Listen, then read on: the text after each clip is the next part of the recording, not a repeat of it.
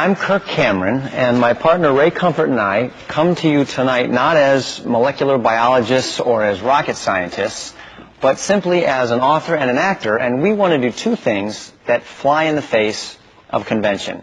One, we'd like to show you that the existence of God can be proven 100% absolutely without the use of faith. And secondly, as a former atheist myself, an evolutionist, I want to pull back the curtain and show that the number one reason many people do not believe in God is not because of a lack of evidence, but because of a theory that many scientists today consider to be a fairy tale for grown-ups. Thanks. I want to start off by thanking ABC, Kirk and Ray, and the audience for their participation and ears in a discussion of this magnitude. The Rational Response Squad was formed to respond to irrational claims, and the most widely held irrational claim our planet faces today are those offered by religion. Ray and Kirk have agreed to offer scientific proof that God exists without invoking faith or the Bible, and we're here to respond to those claims. When I look at a painting, how can I know there was a painter? Well, the painting is absolute 100% scientific proof there was a painter. You can't have a painting without a painter. I don't need faith to believe in a painter. All I need is eyes that can see and a brain that works. And as I said, you might say, well, that's not scientific. What you need is a controlled laboratory testing. It needs to be observed. Okay, we could put a dozen scientists in a laboratory and tell them to observe this painting. And I'm sure after a while they would come to the conclusion that there was a painter that painted the painting. We could repeat the experiment again and again, and they obviously come to the same conclusion. Why? Because the painting is absolute observable proof there was a painter. And exactly the same applies with the existence of God. How do we know God exists? You can't see him, hear him, touch him, taste him, or smell him. Well, creation is 100% scientific proof there was a creator. You cannot have a creation without a creator. You don't need faith to believe in a creator. All you need is eyes that can see and a brain that works. So here we go. We're going to look at some of the commandments, so get ready. Have you ever told a lie? Have you broken that commandment? I'm not talking about discretion. You know, when Grandma's 115 and he said, Grandma, you look just gorgeous. I'm not talking about discretion. I'm talking about a bold-faced lie. Have you ever lied? So if you've lied, what does it make you? It makes you a liar. Another commandment, you shall not steal. Have you ever stolen something? Irrespective of its value. If you've taken something that belongs to someone else, then you're a thief. Here's another commandment. You shall not take God's name in vain. Have you ever used God's name in vain? Have you ever used God's name as a cuss word to express disgust? Think about it. God gave you life, and you've taken his holy name and used it in what's called blasphemy, which is very serious. Here's the essence of what I'm saying. If you realize you need God's forgiveness and you seek his forgiveness through the gospel, God himself will reveal himself to you. That is the ultimate proof. I'm not here to tell you why I don't believe God exists. I'm here to tell you why I believe he failed at his premise to prove that God exists scientifically without invoking the Bible. Most of us know that 10 Commandments are in the Bible, so we probably should leave the building right now.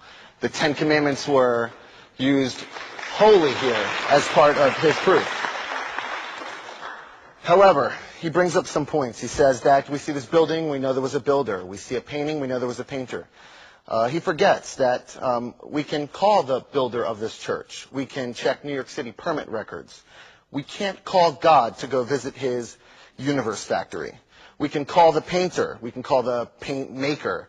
We can go to the car factory. But can Ray take us to God's factory to watch creation in action? He claims all creations must have a creator. There's just a huge gaping hole in this argument. It's so obvious. It really doesn't warrant an answer. But most simply put, if all creations need a creator, then what created God?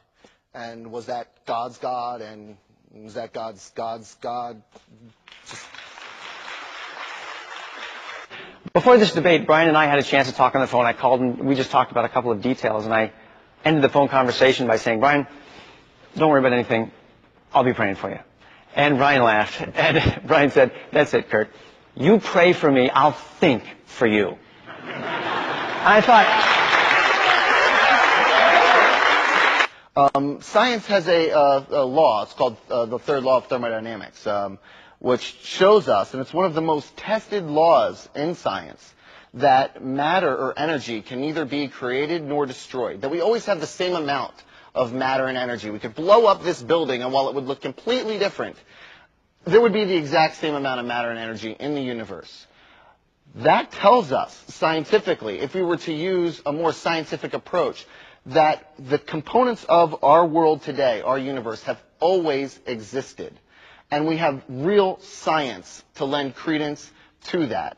Knowing that, and knowing that the other side of the coin is to create something to explain it away. This is called, in logic terms, an argument from ignorance. Ray doesn't know what created the world, so he's made up a God to tell you that that is what's created the world. Knowing that we have these two options. One thing that we don't have any proof for, that we just make up, and another one that we have this scientific theory, this law actually, that's been tested over and over and over and has never been shown wrong. All signs point to the fact that the universe has just always existed and no God is needed to explain it. And if you're a philosophy buff, you would have heard of this term, Occam's razor. And Occam's razor tells us that the most simplest solution is the most plausible. And in this case, the simplest solution is no God. Okay, Brian. Do you either want to respond to what he just said? No. You don't want to respond? No, Kirk, do you have anything to say? No, I think people can figure it out. But Brian's point that you have this philosophy about having a creator, but it breaks down at the point at which you talk about God. And that's fundamentally inconsistent with the argument that you're making.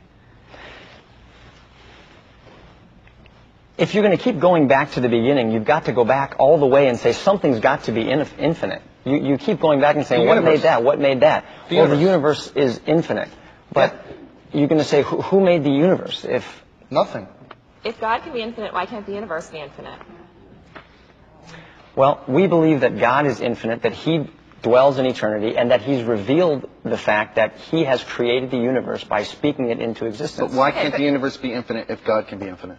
And you were supposed to bring scientific proof that that's exactly what happened to support your belief, but we haven't seen a shred of it.